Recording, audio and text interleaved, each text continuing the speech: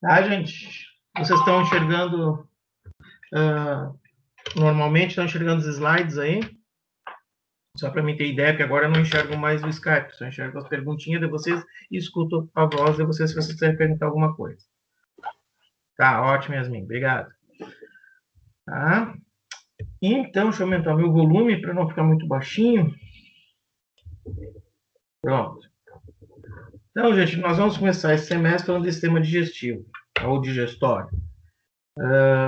Nós vamos ver esse semestre comigo, né? Diz que é eu e o professor William, então comigo vai ser o sistema digestivo, que é bastante grande, tá? Começar com monogástrico, depois a gente vai para os poligástricos, né? Fermentadores. Depois vamos falar um pouquinho de peixe também, um pouquinho de ave, tá? Que é monogástrico, mas vamos começar pelos mamíferos, né? Depois a gente vai falar de respiratório e, por último, renal, certo? No WhatsApp, ontem, se ficar com vergonha de perguntar agora, não lembraram, a dúvida surgiu depois, tem problema, entre em contato ali pelo WhatsApp, quando eu enxergar, visualizar, eu respondo para vocês, certo? Então, sistema digestivo, né, tem um estômagozinho meio torto, inclusive está para o lado errado, mas tudo bem, né? O pylori está para lá, essa pessoa deve estar de costas. Travou minha coisa aqui? Não travou. Ah, então, a gente vai falar dessas espécies em geral, né? Mais precisamente, a gente vai falar das espécies domésticas. A gente acaba trabalhando mais na nossa região, né? São os ruminantes, ovelha, caprino, bovinos, né? A gente vai falar um pouquinho de gastrointestinal de porcos, aves, cães e gatos, né? Equinos, coelhos. Avestruz não, tá? Então, a gente vai falar um pouquinho deles, dos fermentadores, dos monogástricos e dos ruminantes. Tá? Bueno, quando a gente falou semestre passado em sistema nervoso autônomo, na fisiologia A, eu falei para vocês que existia um sistema nervoso autônomo simpático, o sistema nervoso autônomo parasimpático, e existia um terceiro nível de sistema nervoso autônomo, chamado sistema nervoso entérico. Na ocasião lá, eu falei para vocês que eu apenas apresentei para vocês que existia esse sistema, não falei mais nada, e disse para vocês que esse semestre, no início, a gente ia falar justamente sobre isso. E essa primeira aula hoje é para falar do controle do sistema gastrointestinal. Então, existe um controle, vocês às vezes estão parados e começa a motilidade, faz barulho, né? Vocês têm absorções, vocês têm secreções, né? Sem vontade nenhuma. Não é vocês que controlam, peraí que eu vou fazer uma contração na primeira alça intestinal. Está acontecendo esses peristaltismos, né, deglutição, ou a secreção de ácido clorídrico, melhor dizendo, secreção de hormônios gastrointestinais e enzimas, sem vocês atuarem voluntariamente sobre eles. Tá? Quem controla isso, então, involuntariamente, é o sistema gastrointestinal, melhor, mais precisamente, sistema nervoso autônomo entérico. Tá? E aí esse slide diz assim para nós, o mecanismo de regulação do trato gastrointestinal. Tá? Ele é regulado em 2 níveis. Tá? E aí vai dizer assim, sistema nervoso central e endócrino. Bem parecido, gente, com o que ocorre em todos os órgãos do corpo. Todos os nossos órgãos têm um controle nervoso e um controle endócrino.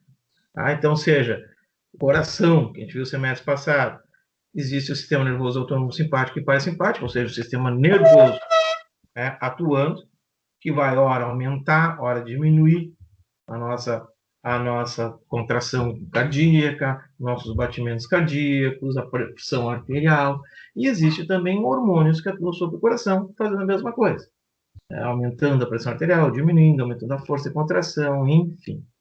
Tá? Então, o nosso sistema gastrointestinal, ele pode ser regulado, né, por hormônios fora do trato gastrointestinal e por sistema nervoso central, mais precisamente sistema nervoso autônomo, simpático e parasimpático. Tá? E aí a gente chama isso, essa regulação feita pelo sistema nervoso autônomo, simpático e parasimpático, ou por hormônios, a gente diz que é um controle secundário. É um controle extrínseco, ou seja, é um controle de fora do trato gastrointestinal. Tá? Então, ele pode ser em dois níveis. O primeiro nível é um nível externo, fora do trato gastrointestinal. Um segundo nível é aquele nível intrínseco, ou seja, é o próprio gastrointestinal que se regula. Lembra que o coração, lá, vou dar um exemplo do coração de novo, também tinha essa capacidade de se autorregular. Né? Vocês lembram que a pressão arterial podia ser aumentada ou diminuída quando estimulada pelo sistema nervoso autônomo, simpático ou parasimpático.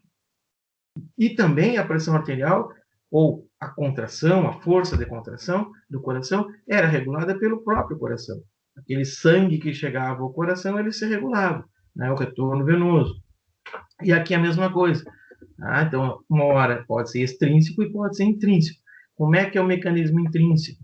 O mecanismo intrínseco é o próprio trato gastrointestinal.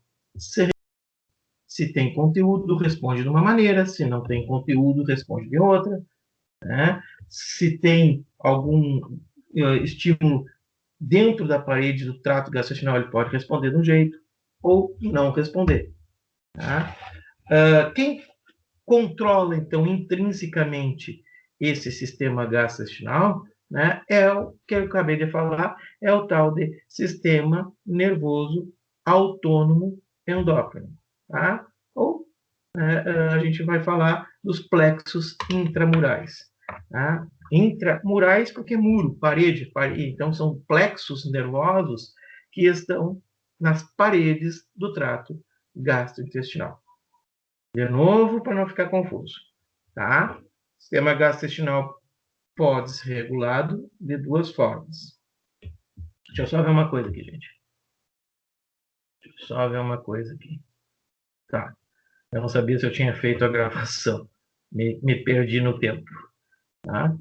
Eu queria só confirmar que se estava gravando. Então, de novo, o sistema gastrointestinal pode ser regulado de duas formas. Extrinsecamente, através da ação de hormônios, né, como, por exemplo, hormônio do crescimento, calcitonina, né, sei lá, a própria gastrina não, grelina, né, alguns hormônios de fora do trato gastrointestinal que regulam o trato gastrointestinal. Ou sistema nervoso externo ao sistema gastrointestinal, que é o sistema nervoso autônomo, simpático e parasimpático. Isso pode regular, mas normalmente é um controle secundário, não é ele o principal. O principal mesmo é o próprio trato gastrointestinal ser controlando, ser regulando. E ele faz isso mediante as condições do meio. E nós temos, gente, mais ou menos, ser humano, em torno de 5 a 7 metros de tubos digestivos, desde o esôfago, né, até a região terminal, até lá, a região final do nosso trato, no ânus, nós temos em torno de 5 a 7 metros de tubo digestivo. Então, é lógico que não é tudo funcionando da mesma maneira o dia todo. Como assim? Vocês almoçaram meio-dia, agora são 4h30, tem algumas pessoas que tomaram lanche antes disso, tem outras que não tomaram lanche. Se eu não tomei lanche nenhum, meu estômago está vazio essa hora. Já meu trato intestinal, possivelmente o jejum, né, tenha conteúdo. Já se eu fiz um lanche, meu estômago tem alimento. O ilho talvez não tenha nada ainda, o intestino grosso talvez não tenha nada, ou tenha o café da manhã, a janta de ontem. Quer dizer, em algumas porções do trato de vocês vai ter conteúdo alimentar, em outras não.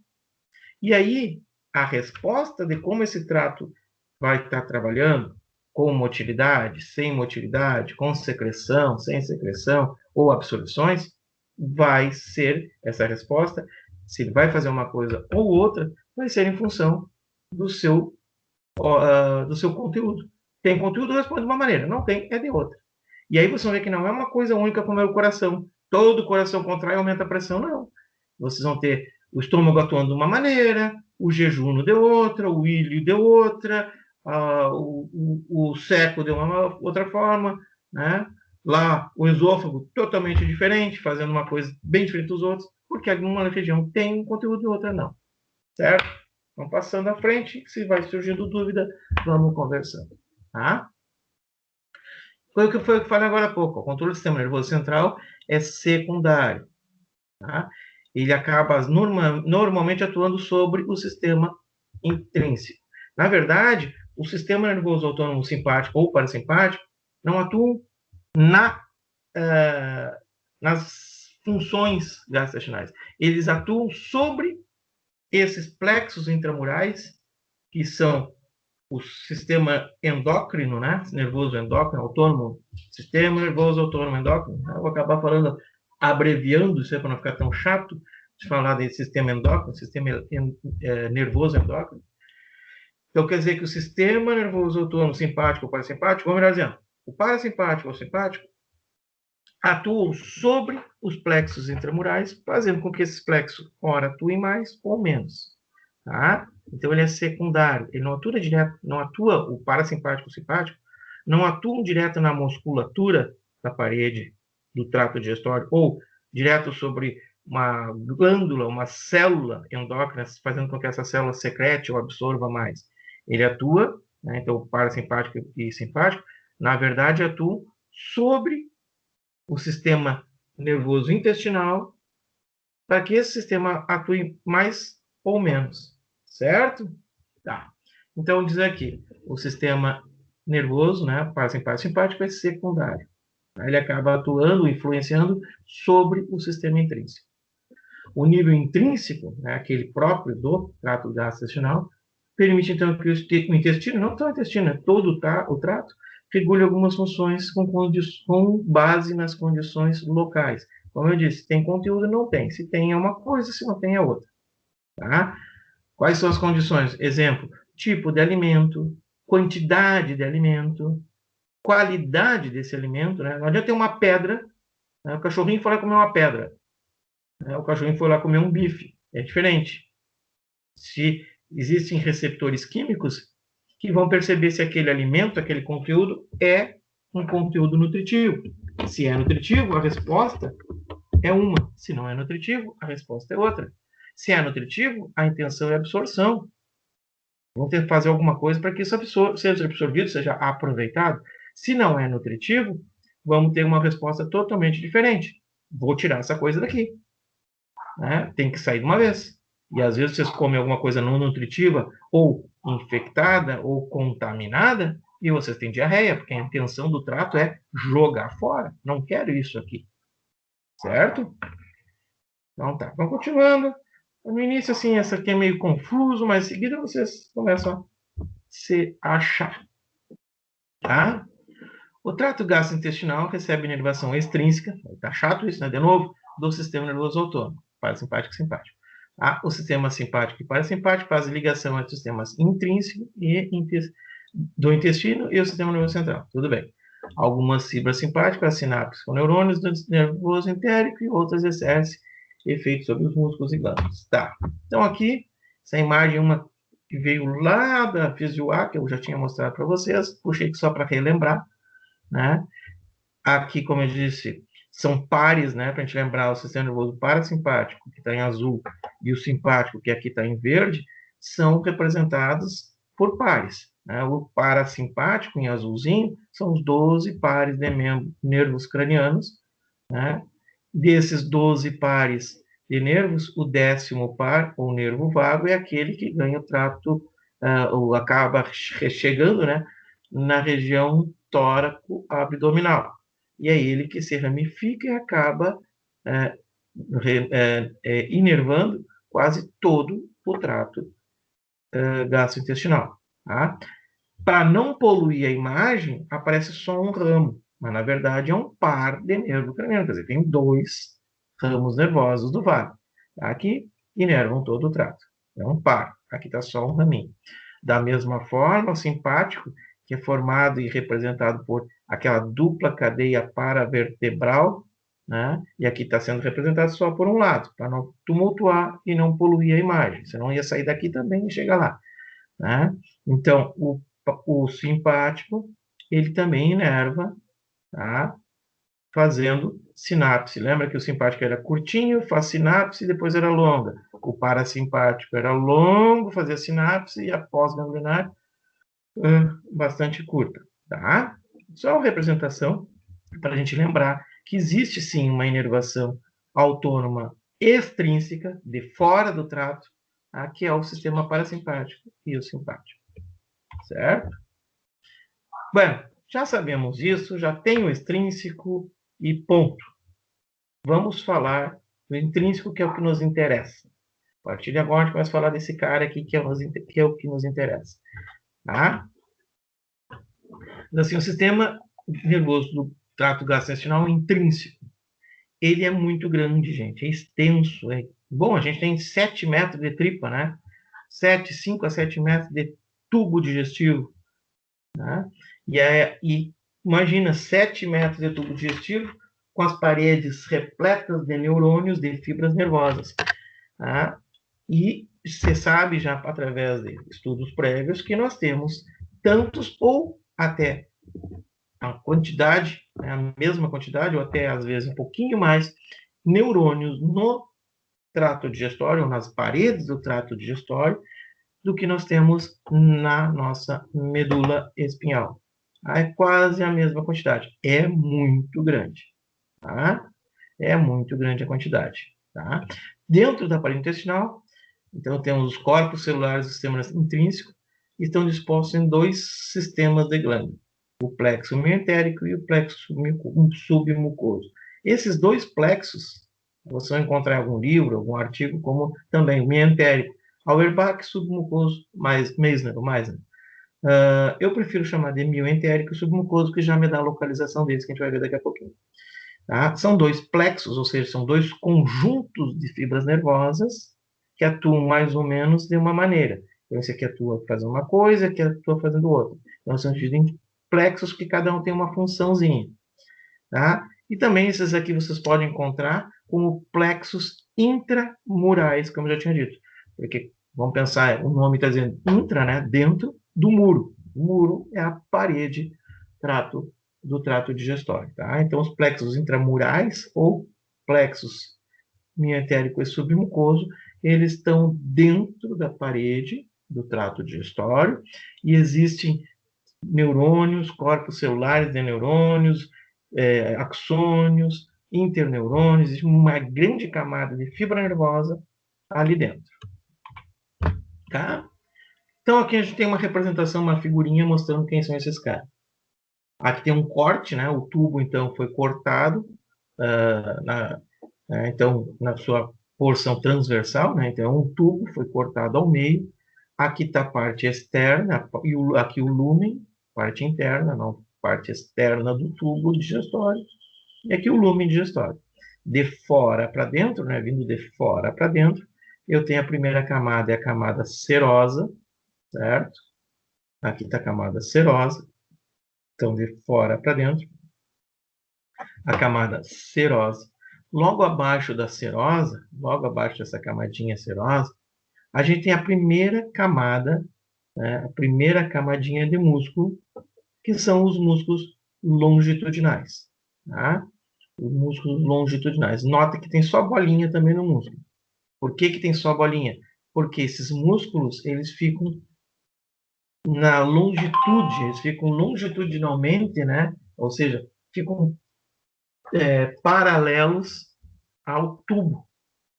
Eles são compridas, fibras musculares, elas ficam paralelas ao tubo. Como eu cortei aqui, houve um corte, né, vocês viram só um pedacinho, só a bolinha dele que foi cortada.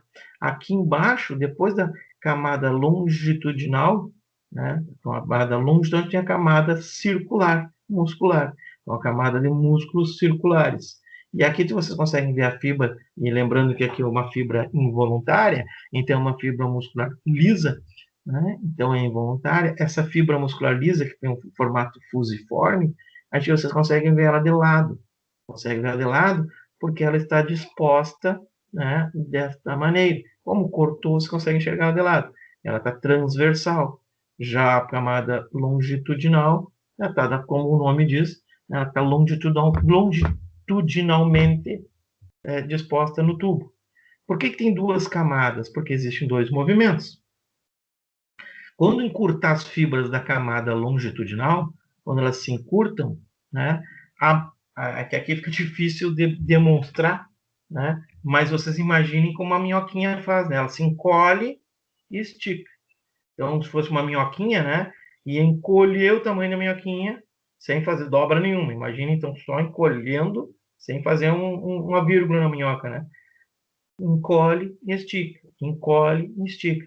Então, o músculo longitudinal, na sua contração, né, a fibra vai encurtar e vai fazer com que o tubo, ora, diminua e, ora, aumente o seu comprimento, né? A camada que vem abaixo, muscular circular, faz com que esse tubo diminua de tamanho. Então, seria como um movimento de maceração. É como se vocês tentarem fazer uma letra C com a mão de vocês, né? Faça uma com a mão de vocês, uma letra C, assim como se fosse um tubo, tá? Faça uma bolinha. E agora aperta. Então, é macerar, aperta. Ele faz o movimento de toda a parede em direção ao lúmen. Então, são movimentos de quebra. Ele vai fazer com que o tubo todo se comprima, apertando e diminuindo o lúmen. Para quê? Para que o conteúdo esteja no lúmen, encoste na mucosa, seja pressionado, seja quebrado mecanicamente. E o outro, a longitudinal, né, como se vocês imaginam a minhoquinha, né, são movimentos, em sua maioria das vezes, para fazer a condução. Né? Vai para frente, para frente, para trás, fazendo com que esse conteúdo acaba se movimentando. A gente vai falar de motilidade mais para frente, mas você já consegue visualizar isso. Né? Então, de fora para dentro. A primeira camada é a serosa, a segunda camada é de músculo longitudinal, a terceira camada é de músculo circular. Notem que aqui, ó, entre uma camada de músculo e outra, tem uma coisinha amarelinha. São representações aqui de neurônios. Então, aqui tem os neurôniozinhos, aqui tem outro neurôniozinho, aqui tem outro conjunto de neurônios, entre a camada longitudinal, opa, e a camada circular. Então, tem três neurôniozinhos, representando o plexo, que fica entre as camadas musculares. Então, é o plexo mio de músculo mioentérico, né? Plexo mioentérico. Por isso que eu prefiro chamar aqui, porque a gente já localiza onde é que ele está. Esse plexo mioentérico está entre as camadas musculares. Tá? Continuando, então, serosa, muscular longitudinal, muscular circular, entre as duas, os plexos mioentérico, né? Tem outro, tem outro, tem outro, certo? Mais abaixo, então, da camada muscular circular, nós temos a submucosa, tá? E a submucosa está toda aqui. Depois da submucosa, a mucosa. Está mais rosinha, mais escura aqui. Né? E a camada epitelial lá com cílios, né? As dobras dos cílios, os microcílios, certo? Então, serosa, circular longitudinal, serosa, muscular longitudinal, muscular circular, plexo mio de músculo, mioentérico, está entre músculos, tá? Depois da circular, né, da muscular circular, a camada submucosa, abaixo da submucosa, a mucosa. Na camada submucosa, o próximo plexo, né, próximo plexo, o plexo submucoso, que fica então localizado na submucosa. O plexo submucoso, localizado na camada submucosa, e o plexo mioentérico, localizado entre as camadas musculares, a longitudinal e a circular. Tá? E de novo, mesmo desenhozinho de lá. Aqui um corte, aqui foi feito um corte, então, transversal, né? Aqui está um corte longitudinal, a gente consegue ver aqui a mucosa, os dedinhos de luva, né? Os vílulos, então, aquelas dobrinhas lá, os vílulos. Os microvílulos a gente não consegue enxergar, mas estão ali. Então, vilosidades, microvilosidades, tá? Então, aqui seria o lúmen, a parte interna, e aqui a parte externa. Então, a gente olhando por essa figura, então a serosa está lá embaixo. Agora a gente consegue ver, ó, aqui a gente conseguia enxergar de bolinha, porque foi feito um corte, né? Aqui assim. Agora a gente consegue enxergar longitudinal com fibras. Certo? A serosa, camada muscular longitudinal. Abaixo da longitudinal, a camada muscular circular, que agora enxerga ela com bolinha, porque foi feito um corte diferente, né? Então, circular, aqui. Entre as duas camadas, o plexo mioentérico, aqui o nervozinho. Depois das duas musculares, a gente tem o plexo submucoso. Aliás, a camada submucosa e o plexo submucoso. Tá? Na próxima imagem a gente vê direitinho, tá aqui. Eu já volto nesse aqui, tá? Então tá aqui, ó. Ó, mesma imagem, o lúmen, a parte da serosa, então, serosa, camada muscular longitudinal, a camada muscular circular, então aqui está feito o corte, você enxerga aqui as pontinhas que faz umas bolinhas, mas aqui a camada tem a sua extensão da fibra porque ela é redonda, né? Ela é circular, eu fiz um corte aqui. Entre as duas camadas, o plexo mioentérico, uma rede vasta de neurônios fazendo muita sinapse. Tá? Depois, aqui embaixo, o plexo submucoso e a submucosa. Tá? Aí diz assim, ó, uma espessa rede de neurônios corre do plano entre as camadas, parará, que é o plexo mioentérico, já falei. Tá? Também existem interneurônios. Não está representado aqui, mas existem neurônios que saem aqui desse plexo, atravessam as musculares e chegam lá no outro. Tá? Neurônios em que saem daqui e chegam lá no outro plexo. Para que isso? Para que os plexos se comuniquem. Por que isso? Porque algumas coisas, alguns fatores vão estimular um plexo e não vão estimular o outro, e vice-versa. E os dois, mas os dois têm que trabalhar juntos. Tá? Então, aqui, ó, neurônios individuais deixam a rede neuronal para inervar estruturas, intercalam-se com os plexos, parará. Isso tudo aqui também, gente, esses plexos, que eu digo, os plexos intramurais, o pessoal diz também que é o pequeno cérebro intestinal. Eu não gosto desse termo, tá? Ali, pequeno cérebro. Eu não gosto de dizer isso, tá? Mas são os plexos intramurais, o plexo mioentérico e o plexo submucoso. São esses caras, esses dois juntos, que fazem o controle intrínseco. Esse controle intrínseco, lembrando que é um controle feito localmente.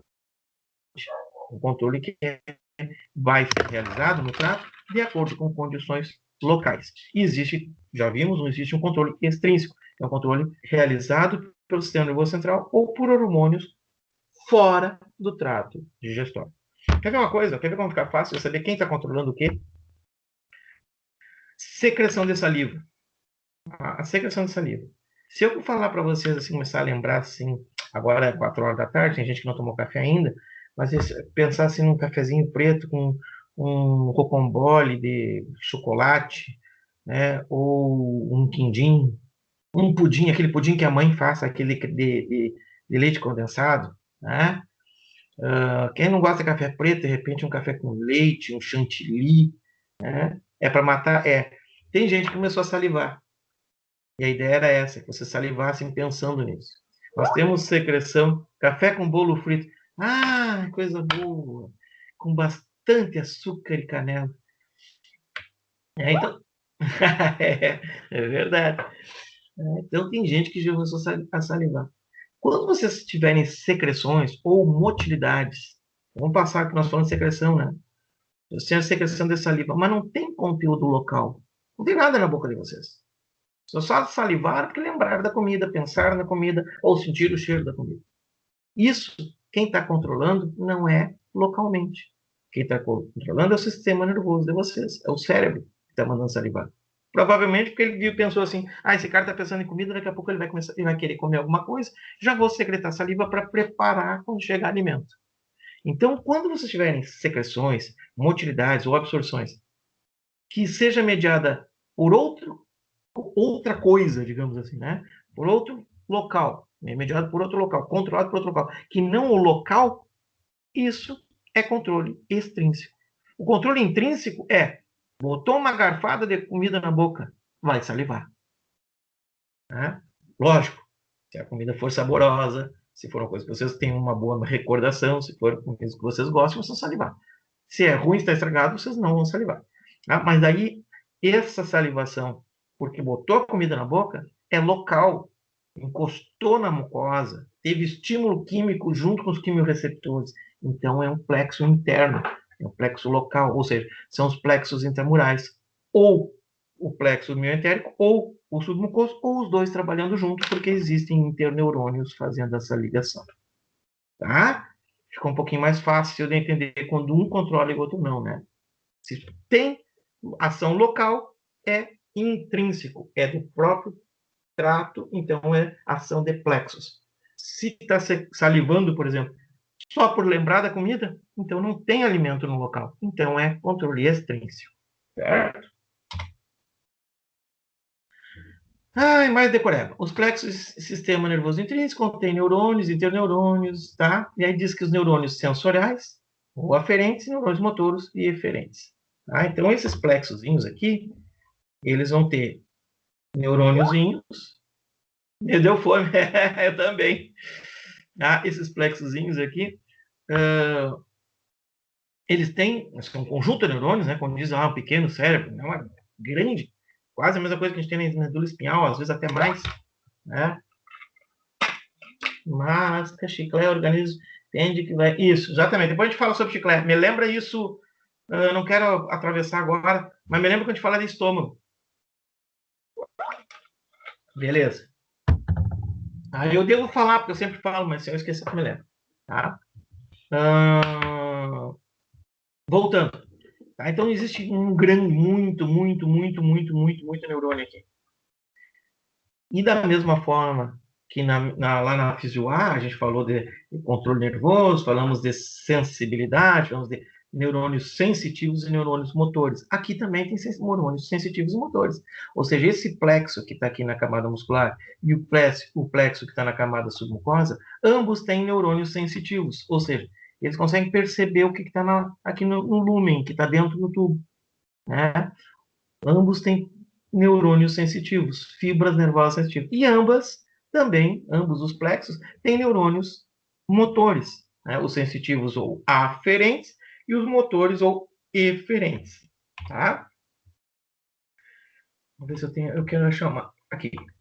Só ver o que tem aqui. Tá. Eu vou pular para cá e já volto, tá? Então tá aqui, ó. Aqui está o lúmen, os vilos, né? O epitélio, os vilos, tá? Então aqui, ó, uma camada de neurônios, outra camada de neurônios. A camada de neurônios aqui perto do lúmen é a submucosa. Né? Então tá aqui o plexo submucoso. E aqui esse outro não está aparecendo as camadas musculares, né? Mas a gente sabe que aqui para cima, então, de fora para dentro, né? De fora do tubo para dentro, aqui está a luz do tubo, ó, que tem o epitélio. Então, de fora, camada muscular longitudinal, camada muscular circular e entre as duas o plexo mioentérico, de músculo, plexo muscular, plexo mioentérico. Abaixo, o plexo submucoso. Ambos esses aqui possuem neurônios sensitivos e neurônios motores. Vamos falar dos neurônios sensitivos. Tá? O plexo mioentérico, que controla músculo, então, se esse plexo vai controlar, se esses neurônios controlam o músculo, eles vão controlar o quê? Vão controlar movimento do músculo, vão controlar contração de músculo, vão controlar ações mecânicas desse músculo. Então, o plexo mioentérico controla ações mecânicas dos músculos. Quais músculos? Longitudinal e circular. Ora para fazer o conteúdo passar para frente, ou hora para apertar o conteúdo. Tá? Seja qual for o tipo de motilidade ou de movimento na musculatura do trato digestório, né, ela está ocorrendo sob controle, no caso, se for intrínseco, controle desses plexos. Tá? Então, o plexo mioentérico controla músculo. O que controla o músculo? O que o músculo faz? Ou contrai ou relaxa, só isso que pode fazer. Né? Então, ou contrai, relaxa. Então, o plexo mioentérico provoca, ou melhor, controla a contração e relaxamento das camadas musculares. E como ele provoca, então, ações mecânicas, né, ação mecânica, movimento, ele tem, então, mecanorreceptores. Então, existe um receptorzinho que está nele que vai ser sensibilizado quando chegar conteúdo aqui. Como assim? O receptor não está aqui, mas ele percebe lá? Sim.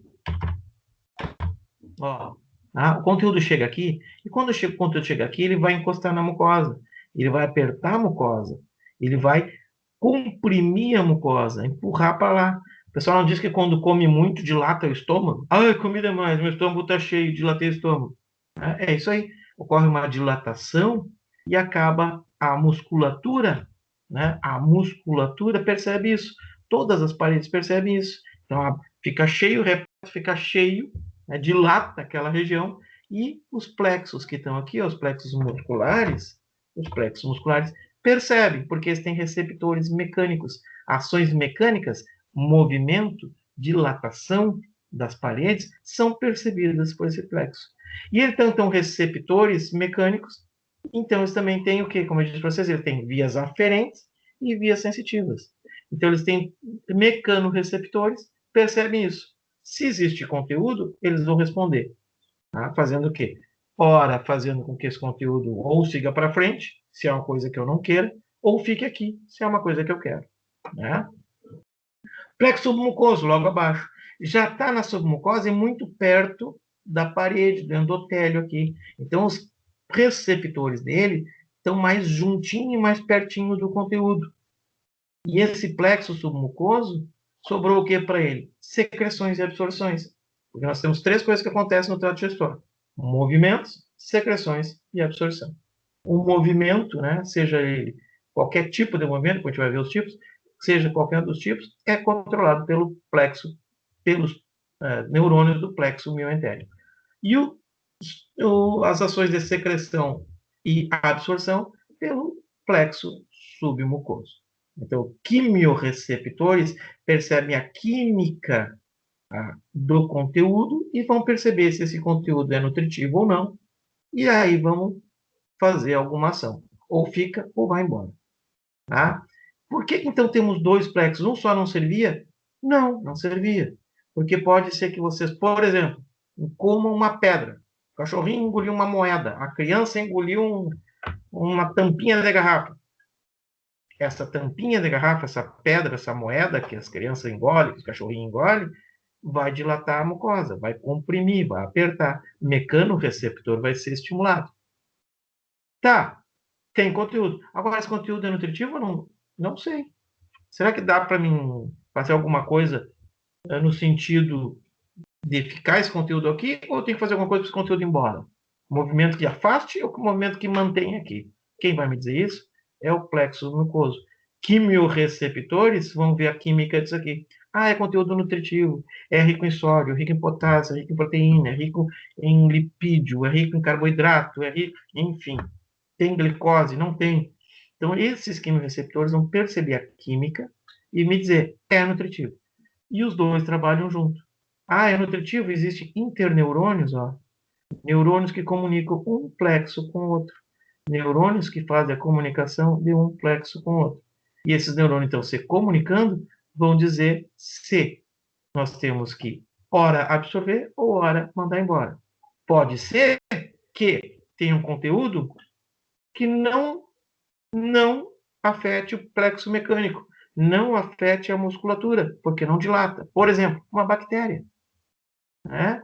Vocês contaminaram, botaram o dedo em alguma coisa e enfiaram na boca. Contaminou o trato. Tem uma bactéria patogênica aqui. Essa bactéria, ela é tão pequenininha que ela não toca na mucosa. O plexo mecanorreceptor, aqui o plexo mioentérico, melhor dizendo, e seus mecanorreceptores nem percebem. Agora, os quimiorreceptores percebem. Opa, tem encrenca aqui. E o quimiorreceptor vai fazer o quê? Não vai avisar o plexo muscular que isso aqui é uma coisa contaminada. E aí a ação o que é? Eu não quero isso aqui. Então, se é um conteúdo contaminado, né, uma salmonela, enfiou o dedo lá na batata e lambeu os dedos. Tá? Essa salmonela que não chegou a cutucar a mucosa, então não tem mecanorreceptor sendo sensibilizado e apenas quimiorreceptor sensibilizado, vai provocar o quê? O quimiorreceptor, eu não quero. O que vai fazer? Diminui a absorção e aumenta a secreção. Joga água para lavar. Tá sujo, tá contaminado, eu tenho que lavar isso aqui. Joga fora, joga água, joga água. E os mecanorreceptores são avisados, ou melhor, o mecanorreceptor não. O plexo mioentérico é avisado pelos interneurônios, aqueles neurônios entre um plexo e o outro, porque o mecanorreceptor não está funcionando. Daí avisa, ó, é contaminado, não quero isso aqui. Ação muscular no sentido de mandar embora. E aí vocês têm aquelas cólicas e diarreia. Né? Passa voando e secretou um monte d'água, diarreia. Ao passo que o contrário, se for nutritivo, a ideia é que o plexo mecânico provoque ações mecânicas, contrações, que esse alimento permaneça mais tempo aqui, sendo macerado. E os quimiorreceptores, vendo que isso aqui é nutritivo, ora eu vou secretar uma quantidade d'água e vou absorver essa quantidade d'água. Eu secreto e absorvo. Secreto e absorvo. Por que absorve? Porque quando secreta, dilui, facilita a absorção. Então tem açúcar, secreta, dilui, absorve água com açúcar. Tem aminoácidos, secreta, dilui, absorve água com aminoácido. Tá? A gente vai ver mais calmamente isso para frente. Só estou pincelando e bagunçando a cabeça de vocês agora. Tá? Então, o que eu falei ali, ó, o plexo mioentérico possui mecanorreceptores, que monitorizam a distensão da parede. Né? O plexo mucoso possui quimiorreceptores, né? Que principalmente atuam na secreção, né, gastrointestinal. Os quimiorreceptores da mucosa então monitorizam as condições químicas. Aí diz, os plexos associados ao controle da secreção local, absorção local. Como eu disse, é intrínseco. Tá? Contração do músculo local. Aí esse aqui a gente já viu. Uhum. Então, a informação, né, sensorial, quer dizer, o que tem lá dentro vai prover de químio e mecanoreceptores. Hora de um, hora do outro, ou dos dois. Se comer um bife, né, engolir um pedação de carne, vai ter ação dos dois. Tanto o mecano quanto o químico vão estar percebendo. Agora, comer uma pedra, só o mecano vai te avisar. O químico vai dizer que não é. Né? Uma bactéria, o mecânico nem vai perceber e o químico vai. Então, eles atuam hora um, hora outro, ou normalmente os dois atuam juntos. Então, a formação sensorial, a sensitiva, vai vir desses receptores que estão dentro da mucosa. Tá? Os mecânicos controlam a distensão da parede e os químicos, as ações químicas, ou seja, secreções e absorções. Tá? Agora vamos falar dos nervos motores. Isso que a gente falou eram receptores, nervos sensitivos ou aferentes. Agora a gente vai falar dos motores, né? Ou seja, aquela ação de mandar embora ou ficar, a resposta ao conteúdo. Tá? Então, esses mesmos plexos possuem também, né, nervos motores, certo? Há dois tipos de neurônios eferentes ou motores, os colinérgicos e os não colinérgicos. Aí eu vou pedir para vocês lembrar um pouquinho lá da fisio A de novo e lembrar do trato, do sistema nervoso autônomo e lembrar, dentro do sistema nervoso autônomo, do simpático e do parasimpático. No simpático e parasimpático, cada um tinha um neurotransmissor. Né? O neurotransmissor do simpático é aquele neurotransmissor semelhante, né? O nomezinho é parecido com a tal da adrenalina, que é o a noradrenalina. Então, o neurotransmissor do simpático é a noradrenalina. O neurotransmissor do parasimpático, que é para parar o simpático, o parasimpático, é a acetilcolina. E aí, quando nós falamos lá em sistema nervoso autônomo, eu disse para vocês que as ações do simpático e do parasimpático são inversas. Um faz uma coisa, o outro faz outra. É uma gangorra. Quando um está em cima, o outro está em baixa, e quando o um está em baixa, o outro está em cima, e vice-versa, e vice-versa. Então, existem ações diferentes, distintas de cada um. Normalmente, o simpático prepara para luta e fuga. Né? Ações de luta e fuga. Então, o simpático vai preparar para correr, para fugir, né? Exercício físico, enfim. E o parasimpático prepara para ações de relaxamento, ações de digestão. Tá? Então, dentro do nosso organismo como um todo, normalmente o simpático acelera e o parasimpático diminui. Acelera o quê? Será que estão preparando para a luta o simpático? Então, aumenta a motilidade, aliás, aumenta a força de contração cardíaca, aumenta a respiração, aumenta a acuidade visual e auditiva, então faz uma outra coisa. E o parasimpático faz o inverso, diminui. O parasimpático, como eu disse, ele serve para relaxar. Então, o parasimpático diminui essas ações. E, normalmente, então ele está atuando no momento de digestão. Certo?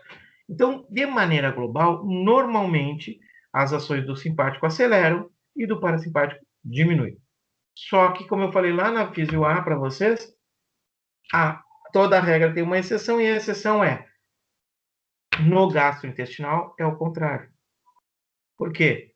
Para mim correr, Para mim nadar, eu preciso usar muita energia, muito sangue, e eu direciono todo esse sangue do trato digestório para os músculos. E com isso diminui a nutrição gastrointestinal e diminui suas ações. Então, quando o simpático está atuando, tudo aumenta, menos o gastrointestinal. Então, o parasimpático é o contrário. Se o simpático diminui a ação gastrointestinal, o parasimpático vai estimular. Tá? Então, está seguindo meu raciocínio? Então, lembrando isso da Físio A, a gente vai empregar isso aqui na Físio B. Tá? Então, nós falamos de neurônios sensitivos, mecano e quimioreceptores, vocês entenderam. E agora vamos falar dos que mandam ação, que mandam resposta, que são os eferentes ou efetores, ou também chamados de motores. Então, os neurônios motores. E esses podem ser colinérgicos e não colinérgicos. O nome está dizendo. Os colinérgicos são aqueles que secretam acetilcolina. E a acetilcolina, se vocês lembrarem, eu acabei de falar, é o neurotransmissor do parasimpático. E o parasimpático, então, no trato digestório, excita. Então, secreta acetilcolina no trato digestório, excita. Como excita? Vai fazer ações no sentido de um maior trabalho do nosso trato digestório. Vai trabalhar mais, vai motilidade maior, secreção maior, absorção maior. Tá? Então, a gente vai ver bem direitinho isso aí. E, em contrapartida, os não colinérgicos são aqueles que não secretam acetilcolina. Né? Então, diz assim, os colinérgicos secretam acetilcolina como substância neuroreguladora. Existem outras substâncias, como substância K, substância P, neuropeptídeo Y, tá? Que são menos importantes, né? Não vão mudar muita coisa, né? Sabendo que eles são neurônios colinérgicos, vão fazer a mesma coisa. Tá? Então, os colinérgicos são excitatórios. E eu fiz esse parênteses aqui, lembrando do parasimpático. Se vocês esquecerem, você sabe, o parasimpático diminui a atividade gastrointestinal. Né? Não, ao contrário, mano. O parasimpático diminui toda a atividade do corpo, mas, em contrapartida, estimula a atividade gastrointestinal. E o neurotransmissor do parasimpático é a acetilcolina. Então, os neurônios que secretam acetilcolina são chamados de neurônios colinérgicos. Então, neurônios colinérgicos são excitatórios. Excitatórios. Neurônios colinérgicos excitatórios. Em contrapartida, então, os não colinérgicos devem ser o quê? Inibitórios. Os neurônios não colinérgicos são inibitórios. Secretam diversas substâncias, tá? Dentre elas, a mais comum é o tal de PIV, peptídeo intestinal vasoativo. Tá? Então, o PIV é o mais comum dentro dos inibitórios e a acetilcolina é a mais comum dentro dos excitatórios. Tá? E aí, o que provoca o PIV? Relaxamento da musculatura lisa, da musculatura da parede intestinal, então relaxa, né? Fica lá, não vai chegar tanto nutriente para essa parede, porque se o parasimpático, melhor, se o simpático está atuando, desculpe, né? Se o simpático está atuando é porque a pessoa está numa ação de luta e fuga, exercício físico, enfim, e para fazer esse exercício, para fugir do tigre, meu trato intestinal não deve estar funcionando, senão vai dar a tal de congestão que a gente conversou semana passada.